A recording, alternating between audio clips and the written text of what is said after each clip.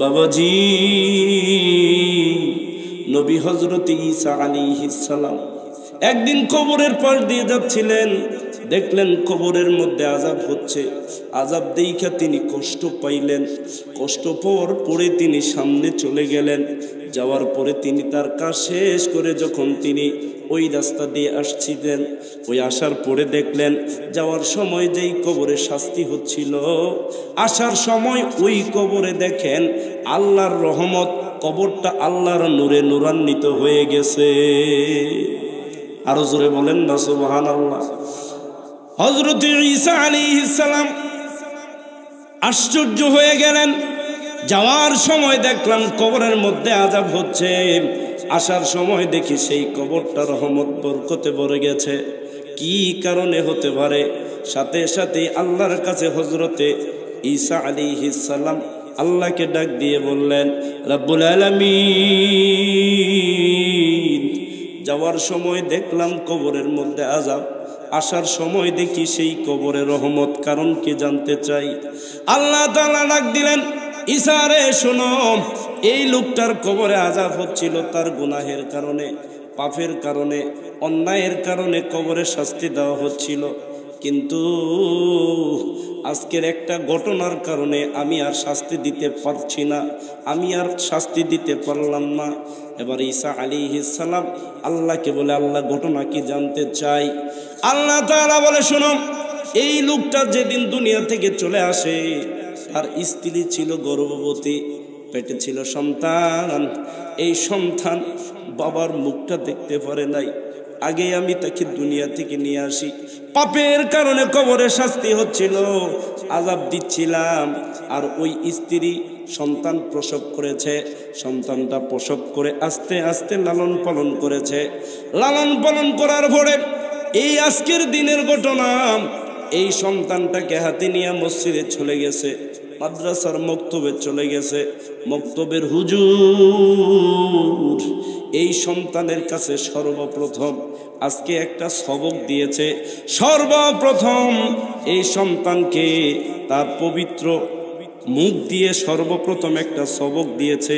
সেই সবকটা হলো বিসমিল্লাহির রহমানির রহিম।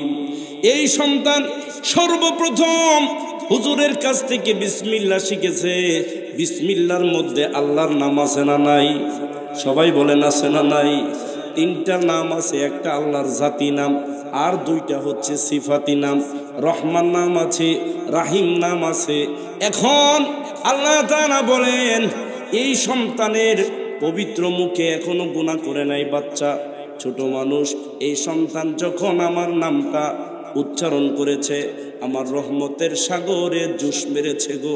যেই সন্তান নিষ্পাপ কচি মুখে আমি আল্লাহর নাম নিতে পারি, আমি আল্লাহ কেমন করে তার বাবাকে কবরে শাস্তি দিব। এই জন্য ওই সন্তানের আজকে শুধুমাত্র মক্তবের এই বিসমিল্লাহ পড়ার কারণে আমি আল্লাহ তাআলা ওই সন্তানের উসিলায় এই বাবার কবরের আযাবকে মাফ করে দিয়েছি। আর জোরে বলেন না সুবহানাল্লাহ। মুসলমান বাবাজিরা শোনেন, জিকির করলে লাভ কি? এক নাম্বার, আল্লাহ তাআলা কুরআনুল কারীমের মধ্যে বলেছেন, ফাযকুরুনি আযকুরকুম, ও আমার বান্দারা তোমরা আমার জিকির করো। এবার আমরা আল্লাহকে প্রশ্ন করি, আল্লাহ জিকির করলে লাভ কি? তখন আল্লাহ তাআলা বলেন, বান্দারে এক নম্বর লাভ, জিকির করলে এক নম্বর লাভ হলো আমি আল্লাহর সাথে তোমাদের সম্পর্ক হয়ে যাবে। জোরে বলেন না সুবহানাল্লাহ। এমন একটা সম্পর্ক হবে যেই সম্পর্ক দুনিয়ার কোনো মানুষের সাথে হয় না, যেই সম্পর্ক স্বামী স্ত্রীর সাথে হয় না, যেই সম্পর্ক ছেলে মেয়ের মধ্যে হয় না, যেই সম্পর্ক মা সন্তানের মধ্যে হয় না রে, এমন একটা দামি সম্পর্ক হয়ে যাবে। কেমন সম্পর্ক? বান্দারে জিকির করবি যখন, জিকিরটা করতে দেরি, আমি আল্লাহ তাআলা তোর সঙ্গী হইতে দেরি করব না। আরো জোরে বলেন না সুবহানাল্লাহ। কনকনে শীতের মধ্যে আপনার বন্ধুকে আপনি যতই ফোন করেন রাত ৩টা ৩:৩০টার সময়, বন্ধুরে বিপদে পড়েছি, বন্ধু ওই পাশ থেকে জবাব দিবে সকালে তোর বাড়িতে আসতেছি। সাথে সাথেই কোনো বন্ধু কিন্তু আসে, সেগুলো আসে, ওগুলা কি বন্ধুত্ব কম, তাদের সাথে কমের কারণে আসে নাকি বেশি হওয়ার কারণে আসে? রাত ৩:৩০টায় ফোন দিয়েছেন, সাথে সাথে যে বন্ধুত্ব, বন্ধু বাড়ি থেকে ছুটে আসবে বন্ধুর বিপদে, এই বন্ধুর সাথে কম সম্পর্ক নাকি বেশি সম্পর্ক? বেশি সম্পর্কের কারণে রাত ৩:৩০টার সময় অন্ধকার, আসার কোনো ব্যবস্থা নাই, এদিকে তাকায় না, বন্ধু বিপদে পড়েছে, সাথে সাথেই দৌড়। আরেক বন্ধুকে ফোন করেছে, ওই পাশ থেকে বন্ধু জবাব দিচ্ছে, বন্ধু রে আমি এখন যাইতে পারবো না, সকালে যাব। এই হচ্ছে দুনিয়ার বন্ধুত্বের সম্পর্ক। কিন্তু আল্লাহ বলেন, বান্দারে জিকির করলে যেই লাভগুলো হয়, ১ নম্বর লাভ হলো আমি আল্লাহর সাথে সম্পর্ক হয়ে যাবে। এমন একটা সম্পর্ক হবে রে, যখনই তুমি আমাকে ডাক দিবা সাথে সাথেই আমি আল্লাহ লাব্বাইক দিয়ে হাজির হয়ে যাব। আরো জোরে বলেন সুবহানাল্লাহ। عن أبي هريرة رضي الله تعالى عنه أن رسول الله صلى الله عليه وسلم قال يقول الله تعالى الله تعالى বলেন হাদিসে কুদসি, আনা ইনদা যন্নি আবদি বি ওয়া আনা মাআহু ইযা যাকারানি ফাইন যাকারানি ফি নাফসিহি যাকারতুহু ফি নাফসি وإن ذكرني في ملا ذكرته في ملا خير منهم الله أكبر। হাদিসে কুদসি আল্লাহ তাআলা বলেন, বান্দা আমার ব্যাপারে যেরকম ধারণা করে আমি আল্লাহ ওই রকম। বান্দা যখন আমার জিকির করে আমি আল্লাহ তাআলা ওই বান্দার জিকির করা শুরু করে দেই। আরো জোরে কন্যা সুবহানাল্লাহ। বান্দা যখন আমার জিকির করে আমি আল্লাহ ওই বান্দার জিকির করি। বান্দা যখন মনে মনে আমি আল্লাহ নামের জিকির করে আমি আল্লাহ আমার মনে মনে বান্দার জিকির শুরু করে দে।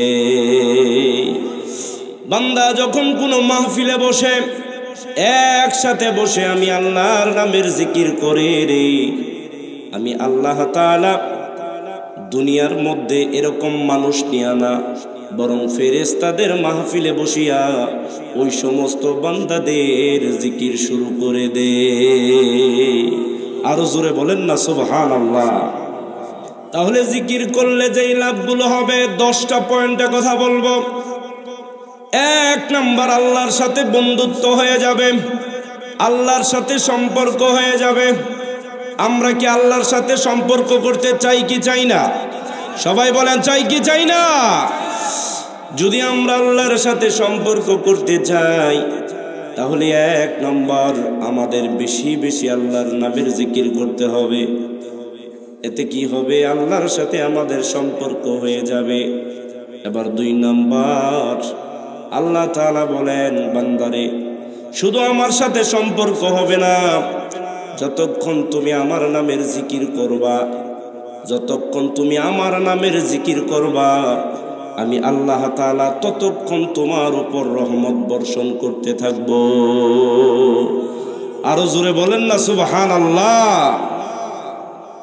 আল্লাহ তাআলা বলেন, ওয়াল্লাযী ইউসাল্লি আলাইকুম, তিনি তো সেই সত্তা, সেই আল্লাহ যার নামের জিকির করলে যখন জিকির করা হবে রে তখনই তার উপর রহমতের ঝর্ণা দ্বারা প্রবাহিত হতে থাকে। আরো জোরে বলেন না সুবহানাল্লাহ। আল্লাহর রহমতের আমাদের দরকার আছে না নাই? সবাই বলেন আছে না নাই? আন আবি হুরায়রা রাদিয়াল্লাহু তাআলা আনহু থেকে বর্ণিত হাদিস, রাসূলুল্লাহ সাল্লাল্লাহু আলাইহি ওয়াসাল্লাম বলেন, মা মিন আহাদিন ইয়াদখুলুহু আমালুহুল জান্নাহ। রাসূল বলছেন, কোন ব্যক্তি তার আমলের জোরে জান্নাতে যেতে পারবে না। শুধুমাত্র কেবলমাত্র তার আমল দিয়ে আল্লাহর জান্নাতে যেতে পারবে না। সাহাবায়ে কেরাম রাদিয়াল্লাহু তাআলা আনহুম আজমাইন জিজ্ঞাসা করলেন, ইয়া রাসূলুল্লাহ, আপনিও কি আপনার আমল দিয়ে জান্নাতে যেতে পারবেন না? এবার রাসূল বলেন, না না, আমি নবীও আমার আমল দিয়ে জান্নাতে যেতে পারবো না। ইল্লা আইয়াতাগাম্মাদানি রাব্বি বিরহমাতিহি, যদি আল্লাহ তার রহমতের চাদর দিয়া আমি নবীকে ডেকে না নে। আরো জোরে বলেন সুবহানাল্লাহ। মুসলমান নবীর উম্মত, রাসূলের মতো এত দামি মানুষ দুনিয়ার শুরু থেকে নিয়ে শেষ পর্যন্ত কোনোদিন আসে নাই, ভবিষ্যতেও আসার সম্ভাবনা আসবেই না। সম্ভাবনা তো দূরের কথা, আসবেই। এরকম একজন নবী আমরা পেয়েছি, যেই নবীর জিন্দেগিতে কোনো গুনাহ নাই। সামনের গুনাহ, পিছনের গুনাহ, সব গুনাহ আমার আল্লাহ মাফ করে দিয়েছে। সেই নবী এত আমল করেও আল্লাহর রহমত ছাড়া জান্নাতে যদি না যাইতে পারে, বলেন তো আমাদের সেই আল্লাহর রহমতের দরকার আছে না নাই? বাবাজি, কেমন করে আল্লাহর রহমত পাওয়া যাবে?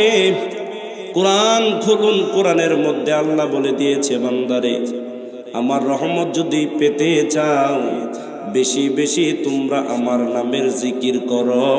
জিকির যার বেশি হবে রে, আমি আল্লাহ তাআলা ওই বান্দার উপর রহমত নাজিল করতে থাকব। আরো জোরে বলেন না সুবহানাল্লাহ। রাসূলুল্লাহ সাল্লাল্লাহু আলাইহি ওয়াসাল্লাম বলেন, লা ইয়াকউদু কওমুন ইয়াযকুরুনাল্লাহ ইল্লা হাফাতহুমুল মালায়েকা ওয়া গাশিয়াতহুমুর রাহমা ওয়া নাযালাত আলাইহিমুস সাকিনা। যখন কোনো বান্দারা একসাথে বসে, একত্রে বসে কোনো জায়গায় মিলিত হইয়া যখন আল্লাহর নামের জিকির করে, তখন ওই সমস্ত বান্দাদের উপর আল্লাহর রহমতের সাকিনা বর্ষণ হতে থাকে। আরো জোরে বলেন সুবহানাল্লাহ। তাহলে জিকির করলে 10টা লাভ। 1 নম্বর, আল্লাহর সাথে সম্পর্ক হয়ে যাবে। 2 নম্বর, আল্লাহর রহমত পাওয়া যাবে। এজন্য আল্লাহর রহমত যদি আমরা পেতে চাই, বেশি বেশি আল্লাহর নামের জিকির করব। লা ইলাহা, জোরে লা ইলাহা, লা ইলাহা ইল্লাল্লাহু মুহাম্মাদুর রাসূলুল্লাহ। মুহাব্বতের সাথে পড়ুন সাল্লাল্লাহু আলাইহি ওয়াসাল্লাম। 2 নম্বর, আল্লাহর রহমত পাওয়া যাবে। 3 নম্বর, যারা জিকির করবে গো, আল্লাহর ফেরেশতারা ওই সমস্ত বান্দা বান্দীদের জন্য আল্লাহর কাছে দোয়া করতে থাকে। আর জোরে বলেন না সুবহানাল্লাহ।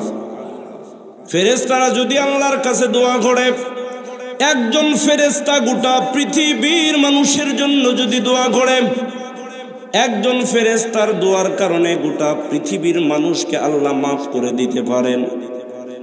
কিন্তু আল্লাহর ফেরেশতারা ওই সমস্ত, বিশেষ করে ওই সমস্ত বান্দাদের জন্য দোয়া করে যেই সমস্ত বান্দারা আল্লাহর জিকির করে, আল্লাহর জিকির করে, ওই সমস্ত বান্দাদের জন্য আল্লাহর ফেরেশতারা আল্লাহর কাছে দোয়া করতে থাকে।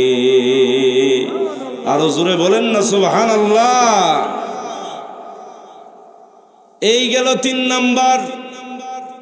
4 নাম্বার, আসুন জিকির করলে লাভ কি? 4 নাম্বারে আল্লাহর রাসূল সাল্লাল্লাহু আলাইহি ওয়াসাল্লাম একটা হাদিস বলেছেন, আলা ইন্না ফিল জাসাদি মুযগাতুন ইদা সলুহাত সলুহাল জাসাদু কুল্লুহু ওয়া ইদা ফাসাদাত ফাসাদাল জাসাদু কুল্লুহু আলা ওয়া হিয়াল কলব। এই 3.5 হাত বডির মধ্যে এমন একটা জিনিস আছে, এমন একটা জিনিস আছে, ওই জিনিসটা যদি কোনো মানুষের সুস্থ থাকে গোটা শরীর তার সুস্থ হয়ে যাবে, আর যদি ওই জিনিসটা যদি অসুস্থ হয় গোটা শরীরটা তার অসুস্থ হয়ে যাবে। রাসূল বলছেন সেই জিনিসটার নাম হচ্ছে কলব।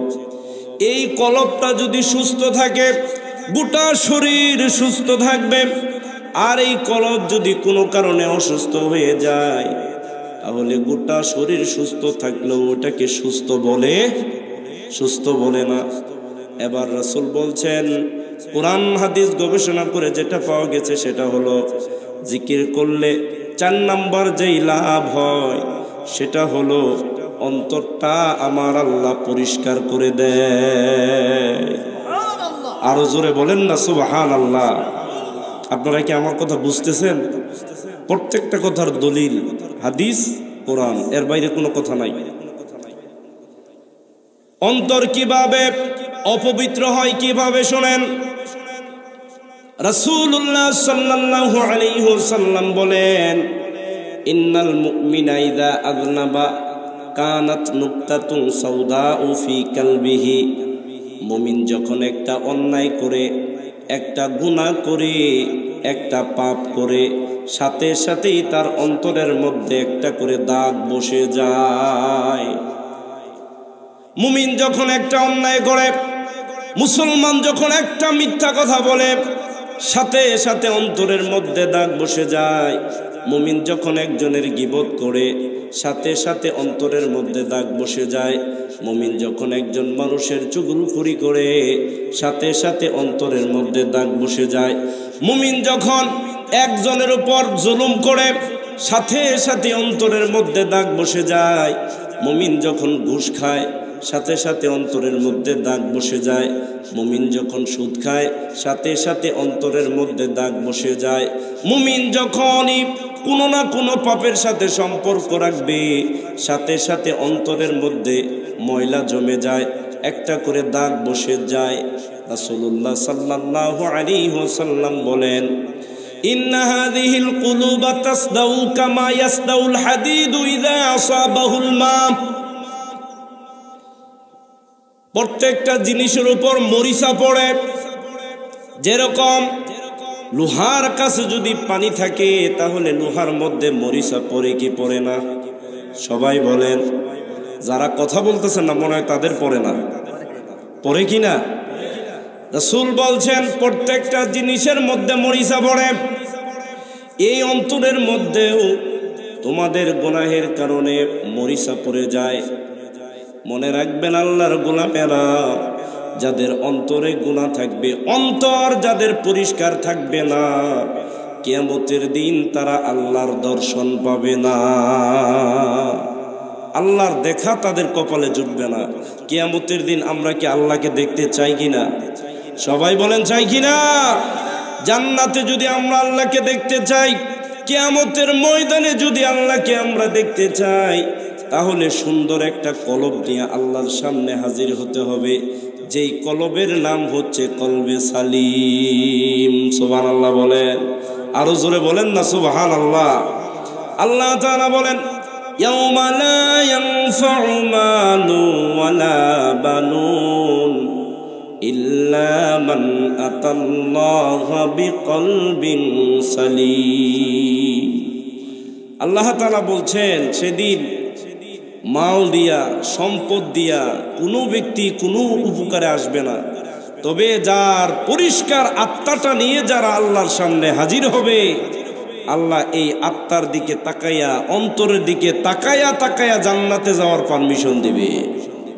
জোরে বলেন না সুবহানাল্লাহ। আল্লাহ তাআলা বলেন ফি কুলুবিহিম মারাদুন, অন্তরের মধ্যে রোগ হয়ে যায়। অন্তরের মধ্যে বিভিন্ন কারণে রোগ হয়। মানুষ জুলুম করলে অন্তরের মধ্যে রোগ হয়, গীবত করলে অন্তরের মধ্যে রোগ হয়, চুগলখড়ি করলে অন্তরের মধ্যে রোগ হয়, মিথ্যা কথা বললে অন্তরের মধ্যে রোগ হয়।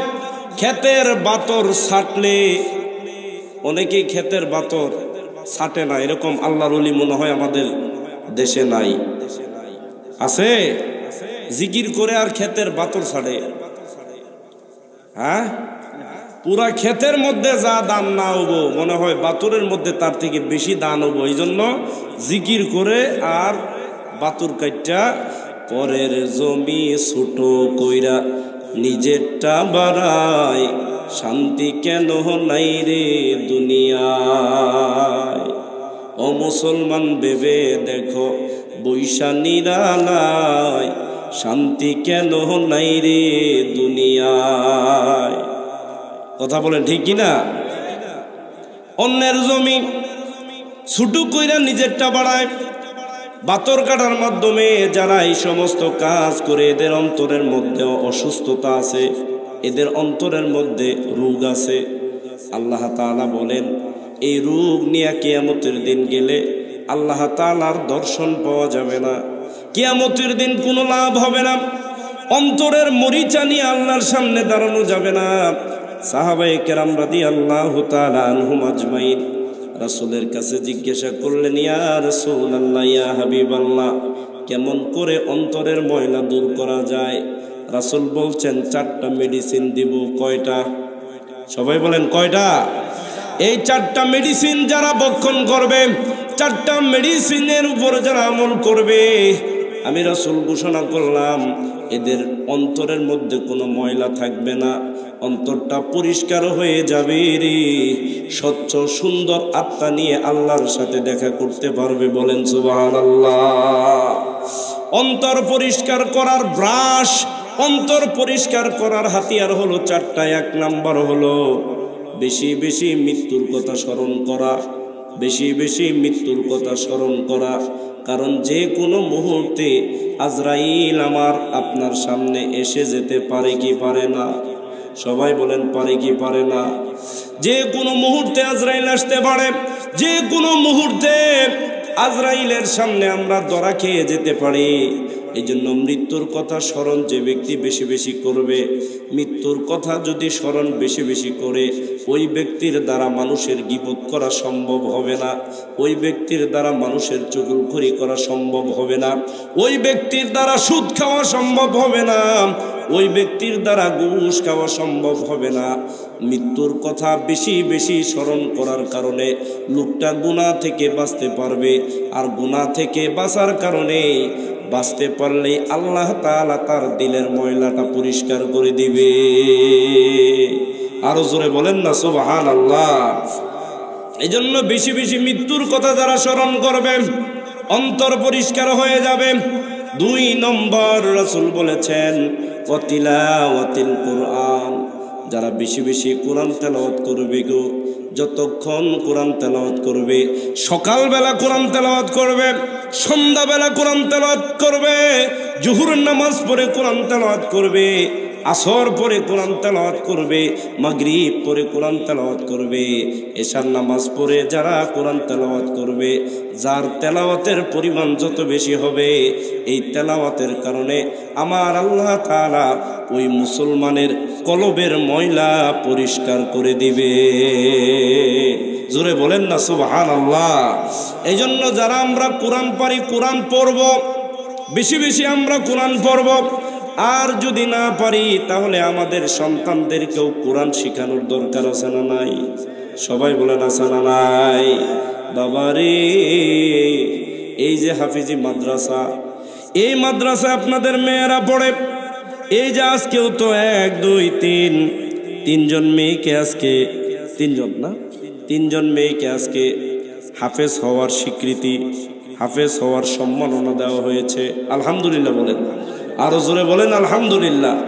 এই মেয়েগুলো হাফেজ হওয়াতে আপনারা খুশি না বেজার? যেই বাবার এই সমস্ত মেয়েদের বাবা হয়েছেন, আজকের এই মাহফিল থেকে আপনাকে শুকরিয়া জানাই। আপনি এমন একজন সম্মানিত পিতা, দুনিয়াতে আপনি যাই হন না কেন, আপনি রিক্সা চালক হতে পারেন, আপনি ভ্যান চালক হতে পারেন, আপনি মাটি কাটতে পারেন গো, কিয়ামতের দিন আমার আল্লাহ তাআলা কোটি কোটি মানুষের সামনে আমার আল্লাহ তাআলা আপনাকে নূরের টুপি পরাইয়া দিবে। তাহলে এই সমস্ত মেয়েরা যারা হাফেজ হয়েছে, এলাকার সমস্ত মুসলমানদেরকে বলবো, কোরআন তেলাওয়াত করলে যেরকম অন্তরের ময়লা দূর হয়ে যায়, শুধু তাই নয় রে, কোরআনটা তেলাওয়াত করবে যারা, এই যে মেয়েরা কোরআনটা শিখলো, এই কোরআনের মধ্যে সূরা ইয়াসিন আছে না নাই? সবাই বলেন আছে না নাই? কোনো অসুস্থ মানুষের কানের কাছে গিয়া যদি কোনো সন্তান বসে বসে সূরা ইয়াসিন পড়ে, রাসূল বলেছেন প্রত্যেকটা হরফ পড়ার কারণে 10 জন করে ফেরেশতা নামতে থাকে। আরো জোরে কন্যা সুবহানাল্লাহ। 10 জন করে ফেরেশতা নামতে থাকে। সূরা ইয়াসিনের মধ্যে অক্ষর আছে 3000। কয় হাজার? 3000। একে একটা হরফ পড়লে যখন 10 জন করে ফেরেশতা নামে, তার মানে বোঝা গেল সূরা ইয়াসিন পড়লে, শেষ করলে, ইয়াসিন থেকে নিয়া শেষ পর্যন্ত সূরাটা শেষ করলে প্রায় 30,000 ফেরেশতা আসমান থেকে নেমে যায়। শুধু নামে না, ইয়াকুমুনা বাইনা ইয়াদাইহি সুফুফান, ওই বান্দার সামনে কাতার বন্দী হয়ে দাঁড়িয়ে যায়। বন্দী হয়ে দাঁড়ানোর পরে ওই মুমূর্ষ ব্যক্তির জন্য আল্লাহর কাছে দোয়া করতে থাকে, রুহুটা যেন কষ্ট, রুহুটা যেন আযাবের সাথে বের না করে। এজন্য ফেরেশতারা চোখের সামনে থাকে, রুহুটা যেন খুব সহজ করে বের করে। রুহুটা বের হয়ে যাওয়ার পরে মৃত লোকটাকে আমরা গোসল দেই কি দেই না? সবাই বলেন দেই কি দেই না? হাদিস বলে রে, গোসল দেওয়ার সময় এই 30,000 ফেরেশতা সামনে থাকে। সুবহানাল্লাহ কর। শুধু তাই নয়, গোসল দেওয়া শেষ হয়ে গেল, এরপরে আপনি কাফনটা পরাইলেন, 3 টুকরার কাপড় আপনি পরাইলেন রে বাবা। এই 3 টুকরা কাপড় আপনি কেমন করে পরাবেন, এইটা কেমন করে পরান, এই দৃশ্যটা দেখার জন্য 30,000 ফেরেশতা দাঁড়াইয়া থাকে। সুবহানাল্লাহ। এইবার কাফনটা পরানোর পরে ওই লাশটাকে খাটের মধ্যে নিয়ে যখন আপনি কারবালার দিকে রওনা হবেন জানাজা পড়ার জন্য, সারাদিন মাইকিং করে অমুক গ্রামের অমুক ছেলে মারা গেছে, দেখা যায় এরকম ভাবে সারাদিন মাইকিং করার পরে জানা যায় 100, 200, 300, 1000 মানুষ হয়। কিন্তু রাসূলের হাদিস সাক্ষী, কোন মুসলমান মারা যাওয়ার আগে যদি সূরা ইয়াসিন শুনে শুনে মরতে পারে, ওই লোকটার কাছে যদি সূরা ইয়াসিন পড়া হয়, তাহলে সারাদিন মাইক মেরে যত মানুষ আপনার হাজির হবে, মিনিমাম 30,000 ফেরেশতা ওই মুসলমানের জানাজার নামাজে শরীক হয়ে যাবে। আরো জোরে বলেন না সুবহানাল্লাহ। 30,000 ফেরেশতা জানাজার নামাজে শরীক হয়ে গেছে রে। জানাজার নামাজ পড়ে তারা অনেক মুসল্লিরা চলে যায়, যায় কি যায় না? অনেক মুসল্লিরা মাটি না দিয়েই চলে যায়, কিন্তু হাদিস সাক্ষী রে, এই 30,000 ফেরেশতা চলে যায় না। দাফন করা পর্যন্ত, মাটি দেওয়া পর্যন্ত ওই মুসলমানের জন্য অপেক্ষা করে তার জন্য দোয়া করতে থাকে। আরো জোরে বলেন না সুবহানাল্লাহ। এরকম একটা নাতি, এরকম একটা নাতনি, এরকম একটা সন্তান দুনিয়াতে রেখে যাওয়া আমাদের দরকার আছে না নাই? সবাই বলেন আছে না নাই? তাহলে এই মাদ্রাসার পক্ষে থাকবো আমরা ইনশাআল্লাহ। আমাদের মেয়ে দিয়ে, আমাদের নাতনি দিয়ে এই মাদ্রাসায় আমরা ভর্তি করব বাবা। এই হলো যে যার সামনে সূরা ইয়াসিন পড়া হয় তার ফজিলত। আল্লাহ রাসূল বলছেন, যেই লোকটার সিনার মধ্যে সূরা ইয়াসিন থাকবে, এই লোকটা যদি মৃত্যুর সময় সূরা ইয়াসিন পড়তে পারে, তাহলে জান্নাতের টিকিট না আসা পর্যন্ত আজরাইল এই লোকের রূহ কবজ করে না। আরো জোরে বলেন না সুবহানাল্লাহ। কাজেই সম্মানিত ভাইরা, আপনাদের কাছে অনুরোধ, এই মাদ্রাসার প্রতি খেয়াল রাখবেন। একটা মেয়ে দিয়ে হলেও মাদ্রাসাকে আপনারা ছাত্রী হিসাবে ভর্তি করাবেন। এই মাদ্রাসার সাথে যদি সম্পর্ক রাখে, এই মাদ্রাসায় যদি আপনার সন্তানকে ভর্তি করান, তাহলে মরণের সময় সূরা ইয়াসিন পড়বে, মরণের পরে আপনার জন্য আল্লাহর কাছে হাত তুলে দোয়া করবে, সন্তান যখন মরণের পরে হাত তুলে আল্লাহর কাছে দোয়া করবে গো, কবরটা কবর থাকবে না, জান্নাতের বাগান হয়ে যাবে। লা ইলাহা, জোরে লা ইলাহা, লা ইলাহা ইল্লাল্লাহু মুহাম্মাদুর রাসূলুল্লাহ। তাহলে আমরা নিজেরা কোরআন যদি পারি পড়ব, না পারলে সন্তানদেরকে কোরআন শিখাবো ইনশাআল্লাহ। রাসূল বললেন 4টা মেডিসিন তোমাদেরকে দিলাম অন্তর পরিষ্কার করার জন্য। 1 নম্বর বেশি বেশি মৃত্যুর কথা স্মরণ করবা, 2 নম্বর কোরআন তেলাওয়াত করবা, 3 নম্বর বেশি বেশি তওবা পড়বা, ইস্তিগফার পড়বা, আস্তাগফিরুল্লাহ, সবাই বলেন আস্তাগফিরুল্লাহ আস্তাগফিরুল্লাহ। এইভাবে বেশি বেশি যদি তোমরা তওবা করতে পারো, বেশি বেশি যদি ইস্তিগফার পড়তে পারো, যতবার পড়বা এইটুকুন পড়ার কারণে আমার আল্লাহ তাআলা তোমার অন্তরের ময়লা পরিষ্কার করে দিবে। 4 নম্বর যে মেডিসিন আল্লাহর রাসূল আমাদেরকে দিয়েছেন অন্তর পরিষ্কার করার জন্য, সেটা হচ্ছে আল্লাহর নামের জিকির। যার জিকির বেশি থাকবে, যে যত বেশি জিকির করবে, দাঁড়িয়ে জিকির করবে, বসে জিকির করবে, হেঁটে যাচ্ছে তাও জিকির করবে, সাইকেলে যাচ্ছে তাও জিকির করবে, হুন্ডায় যাচ্ছে তাও জিকির করবে, খেতে কাজ করছে তাও জিকির করবে, ব্যবসা করবে তাও জিকির করবে, শিক্ষকতা করবে তাও জিকির করবে। সমস্ত ক্ষেত্রে যারা আল্লাহর নামের জিকির করবে, জিকির যাদের একমাত্র একটা গুরুত্বপূর্ণ আমল হবে, এই জিকিরের কারণে আল্লাহ তাআলা ওই মুসলমানের অন্তরের ময়লা পরিষ্কার করে দিবেন। বলেন সুবহানাল্লাহ, আরো জোরে বলেন না সুবহানাল্লাহ। তাহলে অন্তর পরিষ্কার করার হাতিয়ার হলো 4টা। কয়টা? 1 নম্বরে বেশি বেশি মৃত্যুর কথা স্মরণ করা, 2 নম্বর বেশি বেশি কোরআন তেলাওয়াত করা, 4 নম্বর বেশি বেশি তওবা পড়া, ইস্তিগফার পড়া, এটা হলো 3 নাম্বার। 4 নাম্বার হলো বেশি বেশি আল্লাহর নামের জিকির করা। আমরা এই আমলগুলো করতে পারবো তো? সবাই বলেন পারবো তো? তাহলে অন্তর পরিষ্কার হয়ে যাবে। আর অন্তর যদি পরিষ্কার হয়, আল্লাহ তাআলা কোরআনের মধ্যে বলেন, ইয়া আইয়ুহাল্লাযীনা আমানু, এই ইমানদারেরা তোমরা বেশি বেশি জিকির করো। জিকির করলে কি হবে? যারা জিকির করবা অন্তরের মধ্যে আমি আল্লাহ তাদেরকে শান্তি দিয়া দিব। আরো জোরে বলেন না সুবহানাল্লাহ। আলা বিযিকরিল্লাহি তাতমাইন্নুল কুলুব। আল্লাহু আকবার। যারা বেশি বেশি আল্লাহর জিকির করবে তাদের অন্তরের মধ্যে শান্তি দেওয়ার মালিক আমি আল্লাহ, তাদের অন্তরের মধ্যে আমি আল্লাহ শান্তি দিয়ে দিব। শোনো গো, দেহের মধ্যে যদি মানুষের দেহের মধ্যে দেহটা যতই সুস্থ হোক না কেন, মন যদি ভালো না থাকে কিছুই ভালো লাগে না। কথা বলেন ঠিক কি না? মন যদি ভালো না লাগে, মন যদি ভালো না থাকে কিছুই ভালো লাগে না। রাসূল বলছেন, লাইসাল গিনা আন কাসরাতিল আরাদি ওয়ালাকিন্নাল গিনা গিনান নাফসি।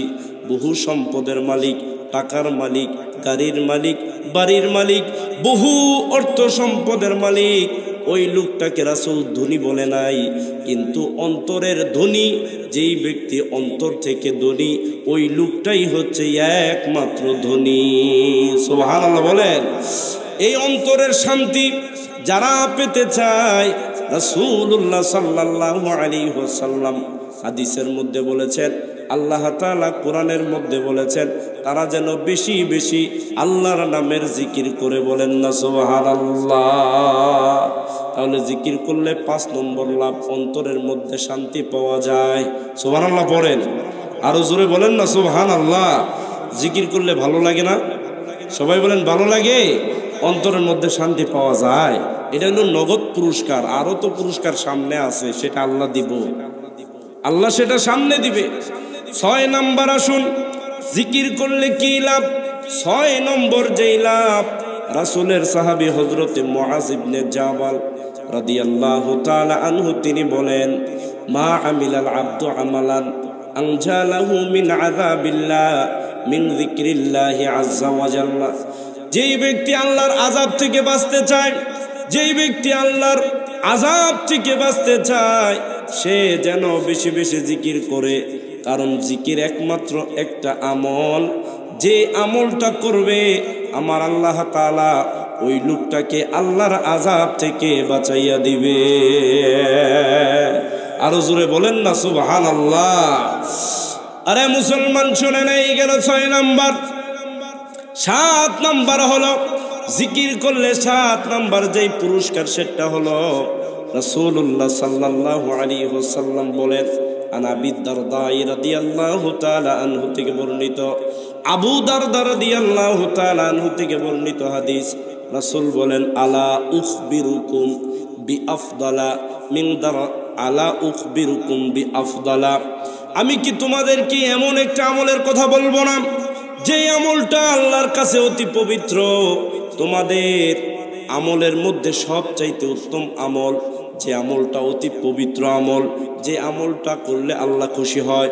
শুধু তাই নয়, যে আমলটা করলে স্বর্ণ রূপা আল্লাহর রাস্তায় দান করার চাইতে বেশি সওয়াব পাওয়া যায়। সুবহানাল্লাহ।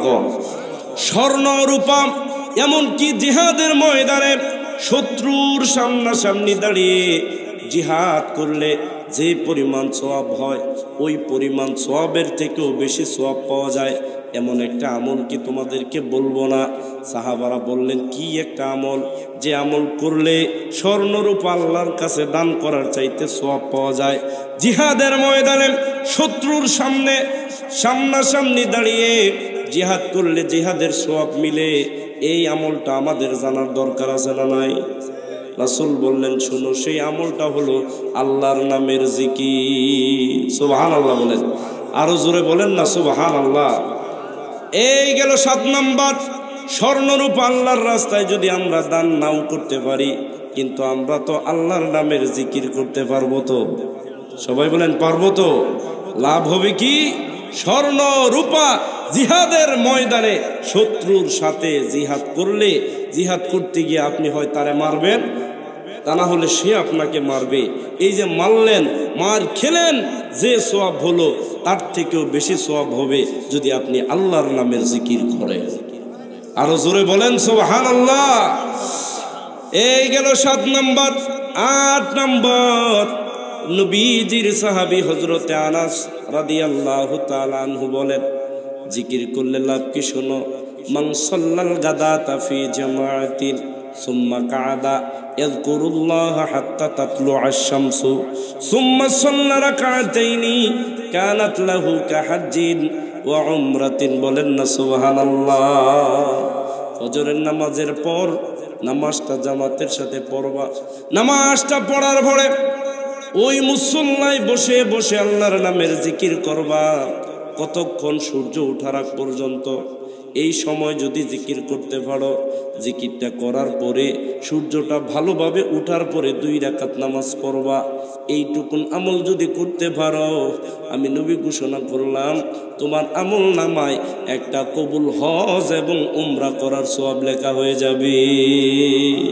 আরো জোরে বলেন না সুবহানাল্লাহ।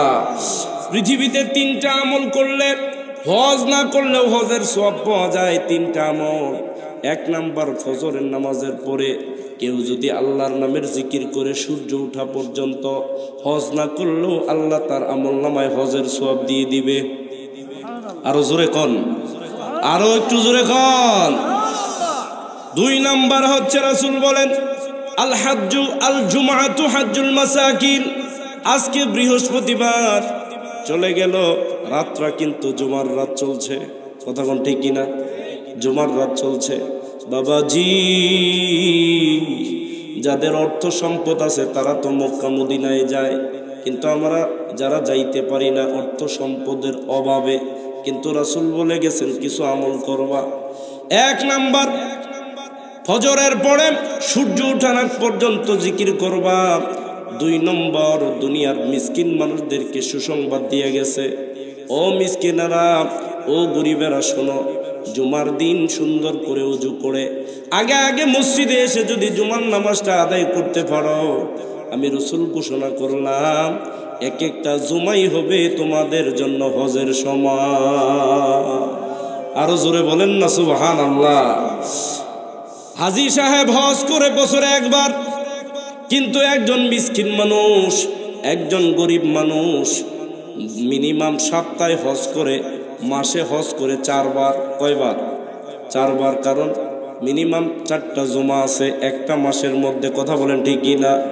কেউ যদি জুমার দিন সুন্দর করে আগেই ওযু কইরা গোসল কইরা সুন্দর পোশাকটা পরিয়া আতর মাখাইয়া মসজিদে গিয়ে বৈশা থাকে, জুমার নামাজটা যদি সঠিকভাবে আদায় করে, সঠিকভাবে যদি খুতবা শুনে, সার্বিক কাজগুলো যদি সে করে, তাহলে এক একটা জুমার কারণে আমার আল্লাহ তাআলা ওই মুসলমানের আমল নামায় এক একটা হজ করার সওয়াব দান করে দেয়। অথচ দেখা যায় মুসলমান আমাদের দেশে এত সুন্দর যে আজান হয়, আজানের জুমার নামাজের 10 মিনিট আগে মসজিদে গিয়ে হাজির। এরকম লোক আছে না নাই? আছে না নাই? আহারে মুসলমান, আজকে যদি বলা হয় খাসের মুড়ে 10 টাকা কেজি চাউল দেওয়া হবে, সকালবেলা যে যাইবে সেই পাবে। যার ঘরে চাউল আছে সেও ফজরের আগে গিয়া লাইন ধরে 10 টাকা কেজি। কথা বলেন না কেন? লাইন ধরে লাগবেই আমার মুসলমান 10 টাকা কেজি চাউলের জন্য। ফজরের নামাজের আগেই গিয়া তুমি লাইন ধরো, অথচ মসজিদে সবার আগে গিয়া জুমার নামাজটা পড়লে গো, জুমার নামাজটা পড়তে দেরি, হজের সওয়াব দিতে আল্লাহ দেরি করবে না। আরো জোরে বলেন না সুবহানাল্লাহ। এজন্য আপনাদের দাওয়াত দিলাম, আজীবন পর্যন্ত যতদিন বেঁচে আছেন ততদিন পর্যন্ত আমরা আজকে থেকে নিয়ত করব, জুমার নামাজ যেহেতু পড়তেই হয়, দেরিতে যাব না, সবার আগে আগে মসজিদে যাওয়ার চেষ্টা করব ইনশাআল্লাহ। কারা কারা যাবেন না হাত তোলেন। মনোযোগ নাই আপনাদের। আমি তো বলছি কারা কারা যাবেন না হাত তোলেন। তার মানে এই পার্টি যে কি পার্টি? আরে মুসলমান কেমনে বুঝায়? যেই দেশে মুসলমান দুধ বিক্রি করে বিড়ি খায়, যেই দেশের মুসলমান একটা চায়ের কারণে, এক প্যাকেট নবাব বিড়ি, মোটর বিড়ির কারণে বুট বিক্রি করে দেয়, ওই দেশের মুসলমান রে ওয়াজ কইরা ভালো বানানো সোজা না। কথা বলেন ঠিক কি না? এটাও বলে ঠিক, এটাও ঠিক। বিড়ি বেচা দুধ খায়, আবার যেই বেড়ায় বিড়ি বেচে ওই বেড়ায়, ওর এক বেড়ায় হইলো দুধ বেচা বিড়ি খায়, আরেক বেড়ায় বিড়ি বেচা দুধ খায়। এরকম লোক আছে না নাই? দুধ 80 টাকা শের কেজি কাঠবোলা বাজার বিক্রি করছে, যাওয়ার সময় নবাব বিড়ি 1 প্যাকেট কিনা খাইতে খাইতে যাইতেছে। বিড়িওয়ালায় জিজ্ঞেস করে, চাচা কই গেছিলেন? কয় বাজারে। কি লইয়া? দুধ লইয়া। কয় হাই রে বেকুব, আমি চাকরি করি, বিড়ির ব্যবসা করি। হ্যাঁ, বিড়ির ব্যবসা করি। আমি সারাদিন চাকরি করার পরে বাড়িতে যাওয়ার সময় আদেশের দুধ লইয়া যাওয়ার চিন্তা আমার, আর এই দুধওয়ালার চিন্তা হইল উল্টা। কথা বলেন ঠিক কিনা? এই উল্টা চিন্তা লইয়া আমরা চলি। ওই দেশে আমার মতো খলিলুর রহমান যতই ওয়াজ করি, যারা সুদ খায় এরা কি সুদ খাওয়া বন্ধ করব? হ্যাঁ, সোজা হইতো না, সোজা হইতো না। যারা সুদ খায়, ঘুষ খায়, যতই ওয়াজ করি এরা কিন্তু এটা খাওয়া বন্ধ করব না। কারণ তাদের ড্রাইভার আল্লাহ না, তাদের ড্রাইভার হয়ে গেছে শয়তান। কথা বলে ঠিক কি না? যারা তাদের ড্রাইভার শয়তানকে বানাইছে এরা কিন্তু আল্লাহর জান্নাতে যাইতে পারবে। সবাই বলেন জান্নাতে যাইতে পারবে? আলোচনার সামনে আছে, যদি সময় হয় আমরা বলবো। সম্মানিত ভাইয়েরা, এই জন্য দিলের কান লাগাইয়া শুনেন, আল্লাহর রাস্তায় স্বর্ণরূপা আমরা দান করতে পারবো না, এবং আমরা মক্কা মদিনায় যাওয়ার মতো সুযোগ আমাদের হয় নাই রে বাবা।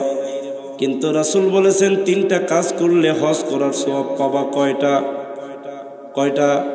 3টা। 1 নাম্বার, ফজরের নামাজের পরে সূর্য ওঠার আগ পর্যন্ত জিকির করবা। এইটুকুন সময় যদি জিকির করতে পারো, আমি নবী ঘোষণা করলাম তোমাদের আমলনামায় হজ এবং উমরার সওয়াব লেখা হবে। আরো জোরে বলেন সুবহানাল্লাহ। শুধু তাই নয় রে মুসলমান, শুনেন হাদিস থেকে বলছি। আন শুআইব রাদিয়াল্লাহু তাআলা আনহু قال قال رسول الله صلى الله عليه وسلم من قال سبحان الله 100 مرة قبل طلوع الشمس وقبل غروبها, যে ব্যক্তি সূর্য ওঠার আগে সূর্য ডুবার আগে 100 বার সুবহানাল্লাহ পড়বে। কয়বার? সবাই বলেন কয়বার? সূর্য ওঠার আগে সূর্য ডুবার আগে যে ব্যক্তি 100 বার সুবহানাল্লাহ পড়বে, রাসূল বলেছেন 100 উট আল্লাহর রাস্তায় দান করলে যে পরিমাণ সওয়াব হয়, ওই পরিমাণ সওয়াব আমার আল্লাহ তার আমলনামায় দান করে দিবে। আরো জোরে বলেন না সুবহানাল্লাহ। রাসূল বলেছেন, শোনো, যে ব্যক্তি সূর্য ওঠার আগে সূর্য ডুবার আগে 100 বার আলহামদুলিল্লাহ পড়বে, আল্লাহ তাআলা ওই বান্দার আমলনামায় 100 ঘোড়া আল্লাহর রাস্তায় দান করলে যে পরিমাণ সওয়াব হয়, ওই পরিমাণ সওয়াব আমার আল্লাহ দান করে দিবে। শুধু তাই নয়, রাসূল বলেন, শোনো, যেই মুসলমান আল্লাহর বান্দা বান্দি সূর্য ওঠার আগে সূর্য ডোবার আগে 100 বার আল্লাহু আকবার বলবে, আল্লাহ তাআলা ওই মুসলমান বান্দা বান্দির আমলনামায় 100 গোলাম আল্লাহর রাস্তায় আজাদ করে দিলে, আল্লাহর রাস্তায় মুক্ত করে দিলে যে পরিমাণ সওয়াব হয়, 100 বার আল্লাহু আকবার বলার কারণে সূর্য ওঠার আগে সূর্য ডোবার আগে 100 বার আল্লাহু আকবার বলার কারণে আমার আল্লাহ তাআলা ওই পরিমাণ 100 গোলাম আজাদ করার সওয়াব দিয়ে দেয়। আরো জোরে বলেন না সুবহানাল্লাহ। রাসূল বলেছেন, যে ব্যক্তি বলবে লা ইলাহা ইল্লাল্লাহু ওয়াহদাহু লা শারীকা লাহু লাহুল মুলকু ওয়া লাহুল হামদু ওয়া হুয়া আলা কুল্লি শাইইন কাদির, এইটুকুন আমল সূর্য ওঠার আগে সূর্য ডোবার আগে 100 বার, সকালে 100 বার, মাগরিবের সূর্যটা ডোবার আগে 100 বার। যে ব্যক্তি 100 বার বলবে, এই আমলটা যে ব্যক্তি করতে পারবে, রাসূল বলেছেন কিয়ামতের দিন তার চাইতে দামি আমলওয়ালা কোনো লোক খুঁজে পাওয়া যাবে না। আরো জোরে বলেন না সুবহানাল্লাহ। কাজেই সম্মানিত ভাইরা, ফজরের নামাজের পরে সূর্য ওঠার আগ পর্যন্ত জিকির করলে হজ এবং উমরার সওয়াব পাওয়া যায়। প্রত্যেকটা নামাজের পরে আমরা আমাদের মা বাবার জন্য দোয়া করব। সন্তানের দোয়ার কারণে কবরের মধ্যে আযাব মাফ হয়ে যায়। সুবহানাল্লাহ। আরো জোরে কন্যা সুবহানাল্লাহ। এই জন্য সন্তানদেরকে আমরা মাদ্রাসায় পড়াবো, মাদ্রাসায় কুরআন শিখাবো, হাদিস শিখাবো। এই সন্তানগুলো দোয়া করবে, রাব্বির হামহুমা কামা রাব্বায়ানি সগীরা। এইভাবে যখন তারা কেঁদে কেঁদে চোখের পানি ছেড়ে ছেড়ে দোয়া করবে, চোখের পানি নাকের ডগায় আসার সাথে সাথেই ওই বাবা মার জিন্দেগির সব গুনাহ আল্লাহ মাফ করে দিবে। আরো জোরে বলেন না সুবহানাল্লাহ। কাজে এইরকম সন্তান রেখে যাওয়ার দরকার আছে না নাই? সবাই বলেন আছে না নাই? আমার বাবাজি, 3টা কাজ করলে হজের সওয়াব পাওয়া যায়। 1 নাম্বার হচ্ছে ফজর থেকে নিয়ে সূর্য ওঠার আগ পর্যন্ত জিকির করা। 2 নাম্বার জুমার দিনে নামাজ আদায় করা। 3 নাম্বার পিতামাতার দিকে নেক নজরে তাকানো। এই গেল জিকির করার 8টা ফজিলত। 9 নম্বর আসে জিকির করলে 9 নম্বর লাভ কি শোনেন। আল্লাহ তাআলা বলেন, যারা জিকির করবে 9 নম্বর লাভ হলো, যেই সমস্ত আমার বান্দা বান্দিরা জিকির করবে, আমি আল্লাহ তাআলা ওই সমস্ত বান্দা বান্দিদের জীবনের গুনাহ মাফ করে দিব। আরো জোরে বলেন না সুবহানাল্লাহ। হাদিসে কুদসি লম্বা হাদিস, লম্বা হাদিসের মধ্যে রাসূলুল্লাহ সাল্লাল্লাহু আলাইহি ওয়াসাল্লাম বলেন, ইন্না লিল্লাহি মালাইকাতান ইয়াতুফুনা ফিত তুরুকি ইয়ালতাফিসুনা আহলায যিকরি ফাইযা ওয়াজাদু কওমান ইয়াযকুরুনাল্লাহ তানাদাউ হালুম্মু ইলা হাজাতিকুম ফায়াহুফুনাহুম বিআজনিহাতিহিম মিনাস সামাইদ দুনিয়া ফায়াসআলুহুম রাব্বুহুম ওয়া হুয়া আ'লামু মিনহুম মা ইয়াকুলু ইবাদি।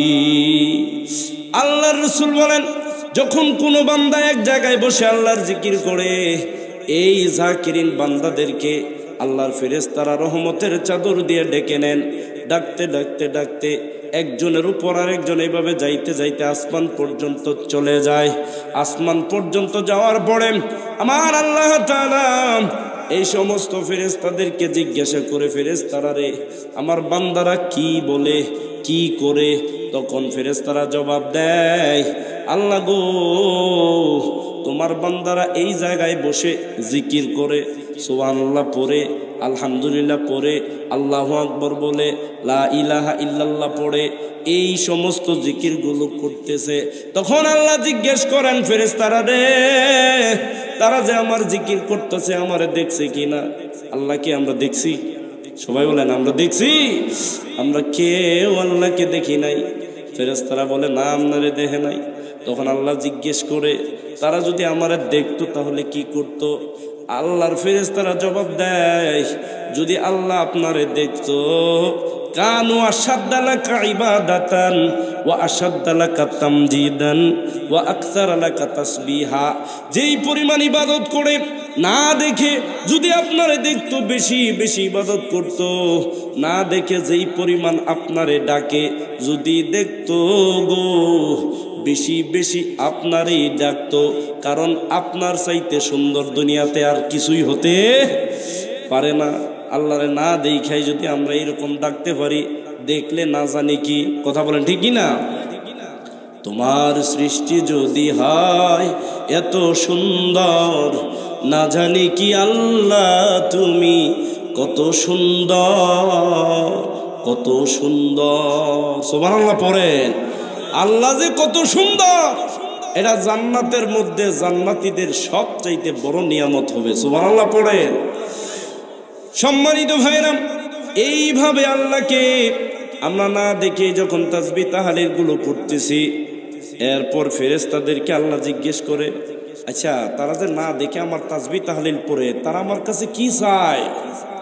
ফেরেশতারা জবাব দেয়, আল্লাহ,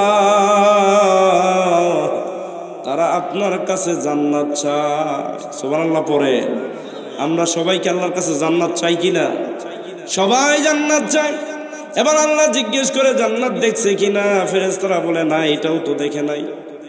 এবার আল্লাহ বলেন, কি থেকে বাঁচতে চায়? এবার ফেরেশতারা বলে, জাহান্নামের আগুন থেকে বাঁচতে চায়। আল্লাহ বলেন, জাহান্নামের আগুন দেখছে কিনা? কয়, না, এটাও দেখে নাই। এবার আল্লাহ ফেরেশতাদেরকে সাক্ষী রাখে, ও ফেরেশতারা শোনো, আমি আল্লাহকে না দেখে যারা আমারে ডাকে, আল্লাহর জান্নাত না দেখে যারা আল্লাহর জান্নাত চায়, জাহান্নাম না দেখে যারা জাহান্নামের ভয় করে, ও ফেরেশতারা তোমাদেরকে সাক্ষী রেখে ঘোষণা করলাম, এই মাজলিসে যারা বসেছে আমি আল্লাহ সকলের জিন্দেগির গুনাহগুলো মাফ করে দিলাম। আরো জোরে বলেন না সুবহানাল্লাহ।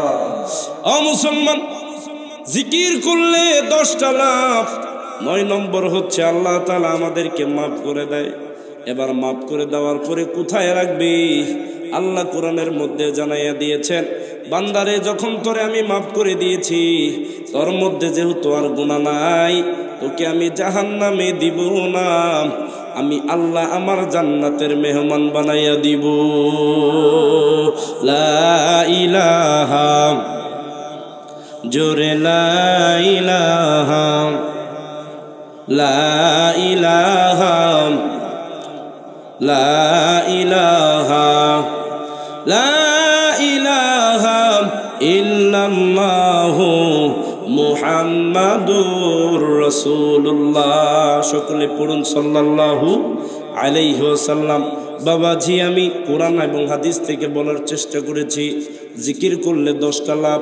1 নম্বর আল্লাহর সাথে সম্পর্ক হয়ে যাবে, 2 নম্বর আল্লাহর রহমত পাওয়া যাবে, 3 নম্বর আল্লাহর ফেরেশতারা দোয়া করবে, 4 নম্বর অন্তর পরিষ্কার হয়ে যাবে রে, 5 নম্বর অন্তরের মধ্যে শান্তি পাওয়া যাবে, 6 নম্বর আল্লাহর আযাব থেকে রক্ষা পাওয়া যাবে, 7 নম্বর স্বর্ণ রূপা আল্লাহর রাস্তায় দান করার চাইতেও বেশি সওয়াব পাওয়া যাবে, 7 নম্বর।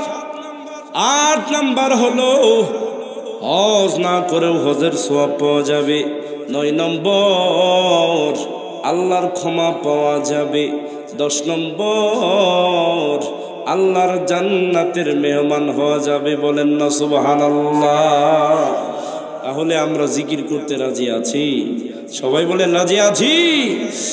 এবার জিকির যারা করবে না তাদের ক্ষতি কি? অনেক লম্বা কথা, শুধু 3টা কথা বলবো।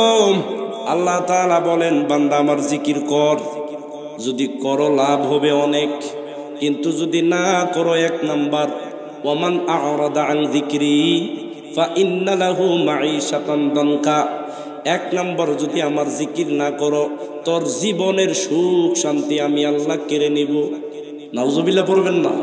আরো জোরে বলেন না নাউজুবিল্লাহ। সুখ শান্তি কেড়ে নিব, জীবনটাকে সংকীর্ণ করে দিব, কবরের মধ্যে আযাব হবে। তাফসীরের কিতাবে আসছে মাঈশাতান দানকা মানে কি? তাফসীরের কিতাবের মধ্যে আসছে, রাইসুল মুফাসসিরিন হযরতে আব্দুল্লাহ ইবনে আব্বাস রাদিয়াল্লাহু তাআলা আনহুমা তিনি বলেন, যারা আল্লাহর নামের জিকির করবে না, 1 নম্বর যেই ক্ষতিটা হবে, দুনিয়ার সুখ শান্তি আল্লাহ কেড়ে নেবেন। শুধু তাই নয়, কবরের মধ্যে ভীষণ রকমের আযাব আল্লাহ তাদেরকে দিবেন। বলেন নাউজুবিল্লাহ।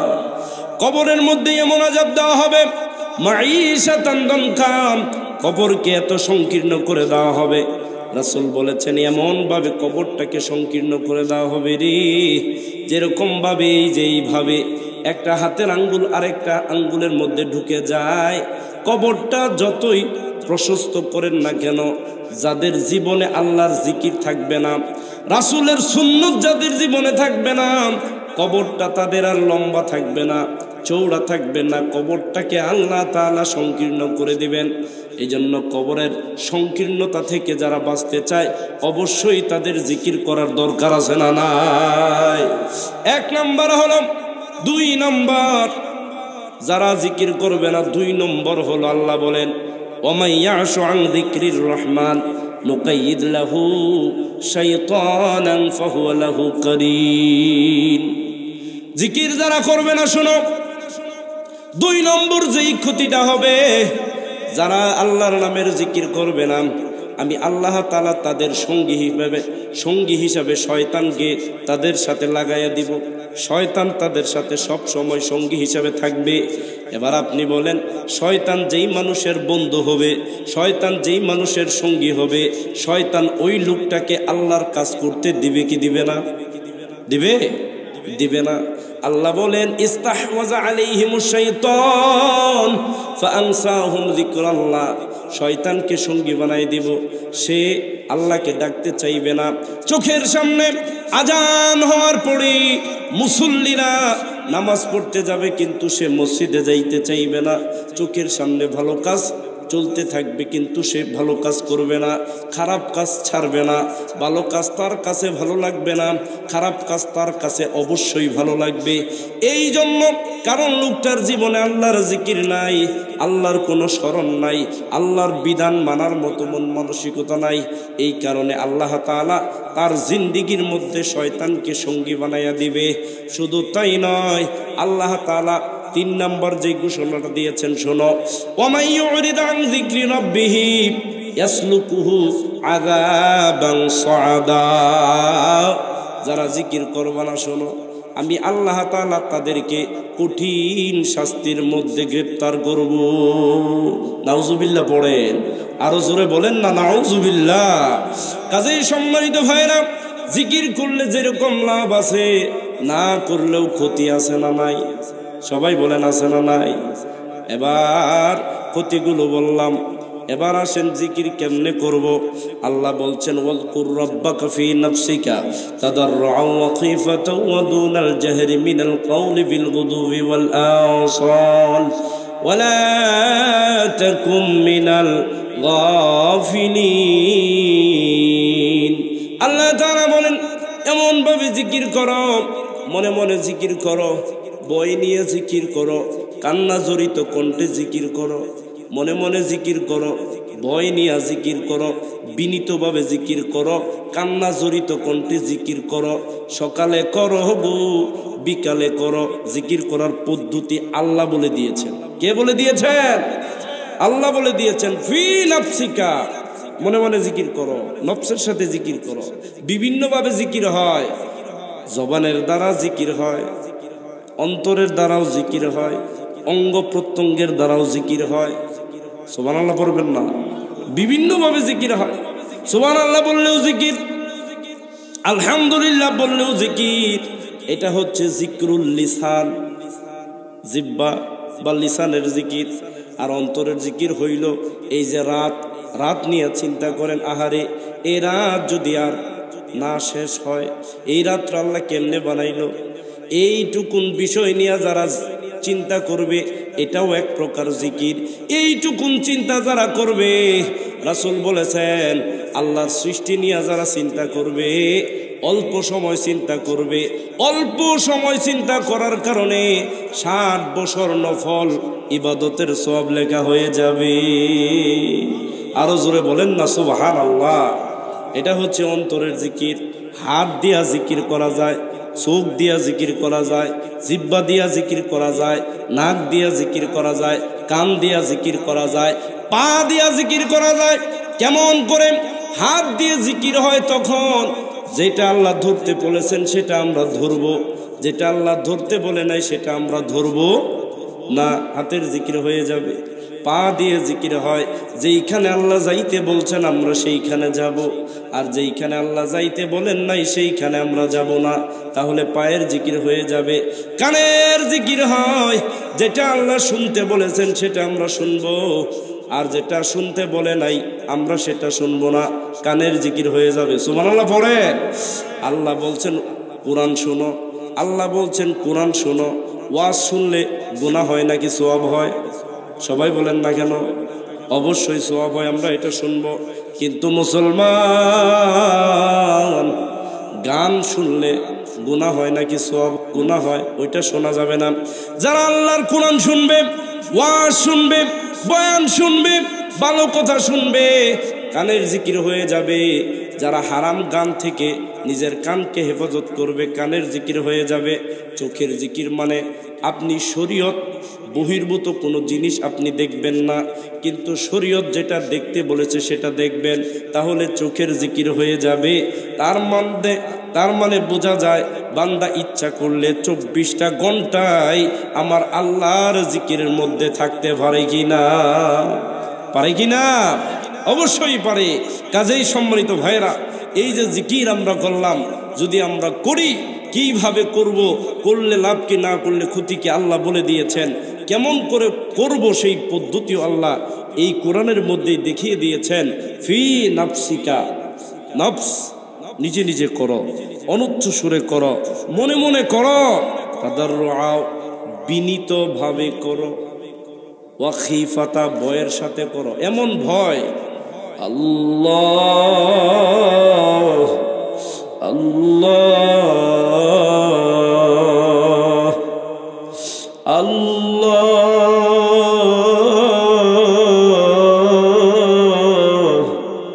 আল্লাহ,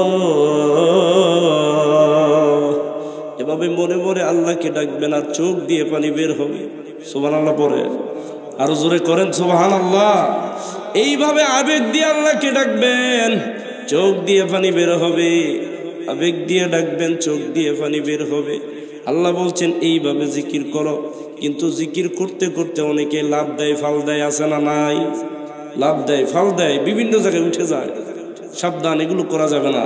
এগুলো এক প্রকার তামাশা। জিকির নিয়ে তামাশা হয়। বিভিন্ন রকম শব্দ সাউন্ড করে এই জিকিরগুলো আবার বিভিন্ন মিউজিক লাগাইয়া বিয়ের অনুষ্ঠানে গান বাজাইয়া পোলাপানে নাচে। আছে না নাই? আছে। কাজেই সম্মানিত হাজিরিন, আল্লাহর তরিকার বাইরে গেলে সেই আমল আল্লাহর দরবারে কবুল হবে? সবাই বলেন কবুল হবে? জিকির অত্যন্ত ভদ্রভাবে করতে হবে, নম্রভাবে করতে হবে, ভয়ের সাথে করতে হবে, বিনীতভাবে করতে হবে, অনুচ্চ সুরে করতে হবে। আর যাকে ডাকছেন আপনি তাকে না দেখলেও সে কিন্তু আপনাকে দেখতেছে। দুনিয়ার কেউ আপনার আমার ব্যথা না বুঝলেও একজন বুঝে, বলেন তিনি কে? আল্লাহ যেহেতু আমার কথাটা বুঝতেছে, আল্লাহকে তো ওইভাবেই আমার ডাকা দরকার। কথা বলেন ঠিক কিনা? আমরা ওইভাবে আল্লাহকে ডাকবো। আল্লাহ তাআলা আমাদেরকে যেইভাবে জিকির করলে আল্লাহ খুশি হয় ওইভাবে জিকির করার তৌফিক দান করুন। সবাই বলেন আমিন। এবার কিভাবে জিকির করবেন, কোন শব্দ দিয়ে জিকির করবেন, আল্লাহ এটাও রাসূলের মাধ্যমে জানিয়ে দিয়েছেন। রাসূল বলেন, ইন্নাল্লাহা আস্তাফা মিনাল কালামি আরবাআন। দুনিয়ার মধ্যে যত কথা আছে সমস্ত কথার মধ্যে 4টা কথা আল্লাহ তার নিজের জন্য পছন্দ করে নিয়েছেন। কয়টা কথা? 4টা কথা। এই কথাগুলো আল্লাহর, শুধুমাত্র আল্লাহর। আল্লাহ এটা নিজে পছন্দ করে নিছে। 1 নম্বর সুবহানাল্লাহ, 1 নম্বর কি? 2 নম্বর আলহামদুলিল্লাহ, 3 নম্বর লা ইলাহা ইল্লাল্লাহ, 4 নম্বর হচ্ছে আল্লাহু আকবার। রাসূল বলেন এই 4টা কথা আল্লাহ তার নিজের জন্য পছন্দ করে নিয়েছে। শুধু তাই নয়, এই 4টা কথা আমি নবীর কাছেও খুব প্রিয়। কারণ যেটা আল্লাহর কাছে প্রিয় সেটা রাসূলের কাছেও প্রিয়। রাসূল বলেছেন, লিআন আকুলা সুবহানাল্লাহ ওয়ালহামদুলিল্লাহ ওয়ালা ইলাহা ইল্লাল্লাহু আল্লাহু আকবার আহাব্বু ইলাইয়া মিম্মা তলাআত আলাইহি শামসু। গোটা দুনিয়ার মধ্যে যা কিছু আছে সব কিছুর চাইতে আমি নবীর কাছে এই 4টা কথা বড় প্রিয়। আরো জোরে বলেন না সুবহানাল্লাহ। তাহলে আমরা 4টা কথা দিয়ে বেশি জিকির করার চেষ্টা করব। 1 নম্বর সুবহানাল্লাহ, 1 নম্বর কি? 2 নম্বর আলহামদুলিল্লাহ, 3 নম্বর লা ইলাহা ইল্লাল্লাহ, 4 নম্বর হচ্ছে আল্লাহু আকবার। আল্লাহ তাআলা এই 4টা কথা দিয়ে রাসূলের তরিকায় আল্লাহর মহব্বত, আল্লাহর খুশি পাওয়ার আশায় আমাদেরকে জিকির করে অন্তরের ময়লা পরিষ্কার করে এমন খাঁটি মুখলিস বান্দা হয়ে আল্লাহর সামনে দাঁড়ানোর তৌফিক দান করুন, যেই অন্তরের দিকে তাকাইয়া আল্লাহর ফেরেশতারা মৃত্যুর সময় এসে বলবে, ইয়া আইয়াতুহান নাফসুল মুতমাইন্নাহ ইরজিই ইলা রাব্বিকি রাদিয়াতাম মারদিয়া ফাদখুলি ফি ইবাদি ওয়াদখুলি জান্নাতি। সুবহানাল্লাহ পড়ে। এরকম একটা আত্মা যদি থাকে, আজরাইল এসে জিজ্ঞেস করবে না হাজী সাহেব তুমি আসো, আজরাইল এসে জিজ্ঞেস করবে না মাওলানা বিল্লাল তুমি আসো, আজরাইল এসে জিজ্ঞেস করবে না আলহাজ এমদাদুর রহমান তুমি আসো, আজরাইল এসে জিজ্ঞেস করবে না কারি সাহেব তুমি আসো, আজরাইল এসে জিজ্ঞেস করবে না হাফেজ সাহেব তুমি আসো, আজরাইল এসে জিজ্ঞেস করবে না মাতবর চেয়ারম্যান তুমি আসো। আজরাইল এসে দেখবে অন্তরটা কেমন, হৃদয়টা কেমন। যদি হৃদয়টা পরিষ্কার থাকে রে, অন্তরটা যদি পরিষ্কার থাকে, আল্লাহ ডাক দিবেন, হে প্রশান্ত আত্মা বের হইয়া আসো, দুনিয়াতে আর থাকার দরকার নাই, আল্লাহর জান্নাত তোমার জন্য রেডি আছে। আরো জোরে বলেন না সুবহানাল্লাহ। তাহলে এরকম একটা অন্তর আমাদের তৈরি করা দরকার আছে না নাই? সবাই বলেন আছে না নাই? এই জন্য সবচাইতে বড় হাতিয়ার ওলা যিকরুল্লাহি আকবার, জিকিরের চাইতে বড় কোনো অস্ত্র নাই, হাতিয়ার নাই। আল্লাহ তাআলা কোরআনের মধ্যে বলেছেন, কাদ আফলাহা মান তাযাক্কা ওয়া যাকারা ইসমা রাব্বিহি ফাসাল্লা। ওই ব্যক্তি সফল যে ব্যক্তি নিজেকে পরিচ্ছন্ন করেছে, আগে আল্লাহ জিকিরের কথা বলেছেন, এরপরে নামাজের কথা বলেছেন। সহিহ বুখারীর মধ্যে সর্বপ্রথম যে হাদিসটা আছে, বাবুন কাইফা কানা বাদউল ওহী, এখানে হাদিসগুলো আনা দরকার ছিল। ওহী আল্লাহর রাসূলের উপর কিভাবে আসতো, এই হাদিসগুলো বলা দরকার ছিল। কিন্তু ইমাম বুখারী কি সুন্দর একটা হাদিস আনছেন, ওহির হাদিস আগে আনে নাই। 1 নম্বর বুখারীর হাদিস ওহির হাদিস না, সেই হাদিসটা হলো নিয়তের হাদিস। কারণ এখানে ওহির অধ্যায়ে নিয়তের হাদিস কেন আনলেন? কারণ একটাই, অন্তর যদি পরিষ্কার থাকে, নিয়ত যদি ঠিক থাকে, বাকি আমলগুলো কবুল হবে।